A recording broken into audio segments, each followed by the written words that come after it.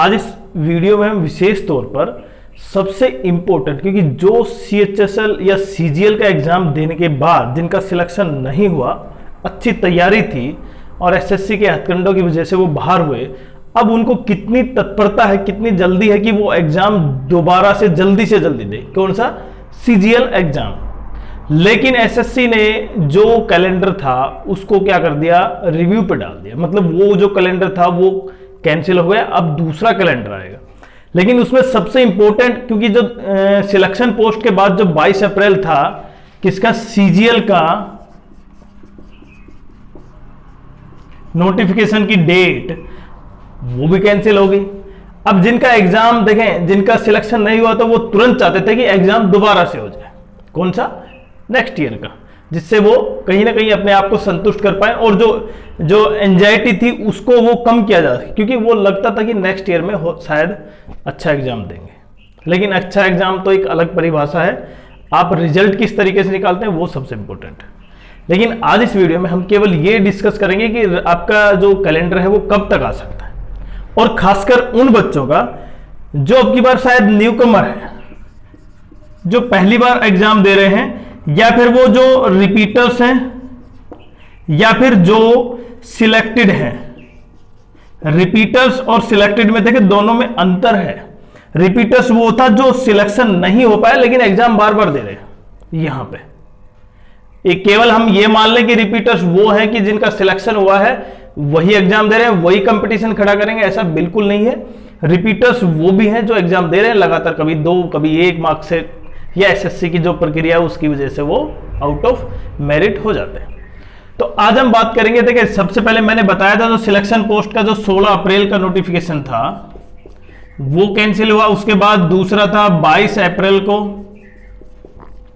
CGL का, वो cancel हुआ, मतलब पूरा कैलेंडर कैंसिल हो गया। अब सबसे पहले एग्जाम हो सकता है CGL का, और क्योंकि जितने भी बच्चे हैं खासकर नए, अब क्योंकि नया टेंडर है तो PYQ भी कोई ज्यादा मायने नहीं रखता है।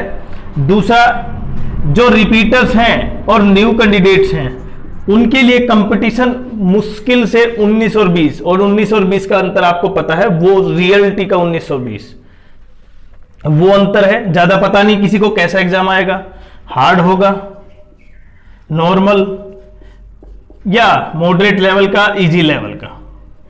लेकिन अब हम बात करते हैं कि इसका कैलेंडर कब तक आ सकता है। देखिए क्योंकि SSC जितना लेट करेगी ना, उसका आपका जो ज्वाइनिंग है वो 2026 में जो 8th पे कमीशन है ना उसके बाद लागू हो जाएगा। मतलब 8th पे कमीशन लागू हो जाएगा, लेकिन आपका सिलेक्शन तब होगा। आपका सिलेक्शन तो पहले हो जाएगा, हो सकता है, लेकिन बाद में भी हो सकता है। लेकिन आपकी ज्वाइनिंग पर जो यहां पे नोटिफिकेशन में दिखाई जाएगी आपकी सैलरी, उससे काफी ज्यादा होगी, वो आपको पता है। अब इसका नोटिफिकेशन 8, देखें यहां पे 5 से 10 मई के बीच आ सकता है, बिल्कुल। अब तैयारी की बात करूं तो तैयारी तो देखिए जिनका सिलेक्शन नहीं हुआ उनकी तो तैयारी काफी सही थी, तो वो अगर एग्जाम हो जाता तो वो यूं क्यों डाल देते।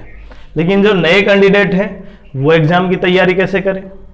तो मैंने बताया था जितने भी एग्जाम है, आप सब जितने भी एग्जाम हुए उनको SSC के नहीं, बाकी जितने भी ऑल इंडिया एग्जाम होते हैं वो सबको करके देखें आप। बैंकिंग, इंश्योरेंस, जितने भी एग्जाम, DSSB।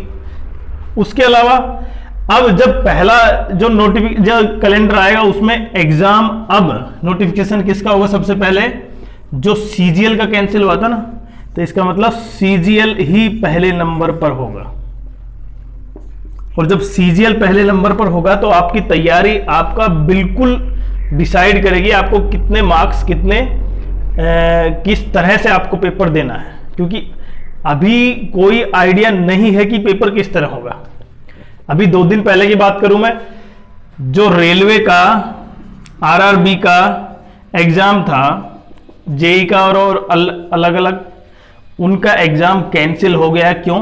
जो 26 अप्रैल को नोटिफिकेशन आया है RRB का, क्यों? क्योंकि कुछ मार्क क्वेश्चन थे ना, 2 शिफ्टों में था वो CBT सेकंड ऑर्डर का, सेकंड, उसमें क्वेश्चन रिपीट हो गए।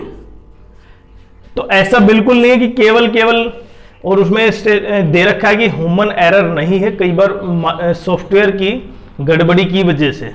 तो जो बच्चे ये सोच रहे हैं ना कि अपनी तैयारी फुल है और अब की बार सिलेक्शन मिल जाएगा, तो हो सकता है एसएससी उनको भी एक बड़ा झटका दे। क्यों? क्योंकि किस तरह का आएगा, कैसा आएगा, बिल्कुल नहीं पता। तो जैसे जैसे आप एग्जाम देते हो, वो चाहे एसएससी हो, आरआरबी हो, लगातार क्या मिलते हैं? झटके मिलते हैं। क्योंकि बच्चा वो सोच के जाता है जो उसके अनुसार सही है, या उसके अनुसार जैसा होना चाहिए, या रूल रेगुलेशन के अनुसार जैसा होना चाहिए।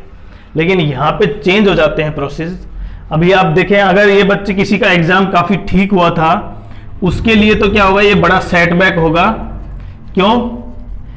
और खासकर पहले शिफ्ट वालों के लिए, उनकी तो कोई गलती ही नहीं थी, तो शिफ्ट को दूसरी को कैंसिल करना चाहिए था, आरआरबी को। तो इन सब बातों को मैं ज्यादा पॉइंटों को नहीं उठा रहा इनको, लेकिन हम यहाँ पे कह रहे थे कि वैकेंसी, अब वैकेंसी आपको पता चल गई, लगभग 20,000 के आसपास वैकेंसी है, अब की बार से भी ज्यादा। और 4600 ग्रेड पे, 4200 ग्रेड पे की वैकेंसी लगभग 10,000 हैं दोनों काउंट करने के बाद। तो आप आशा करते हैं कि आपका नोटिफिकेशन जितना जल्दी, जो हमने बताया लगभग 5 से 10 मई के बीच आ जाए, और आप उसमें फॉर्म भरें और अपनी एक सिलेक्शन पोस्ट पाएं। सिलेक्शन पोस्ट का नोटिफिकेशन नहीं है, सीजीएल के थ्रू सिलेक्शन पोस्ट पाएं। तो वीडियो कैसा लगा? आप चैनल को सब्सक्राइब जरूर करें, शेयर करें, वीडियो को लाइक करें।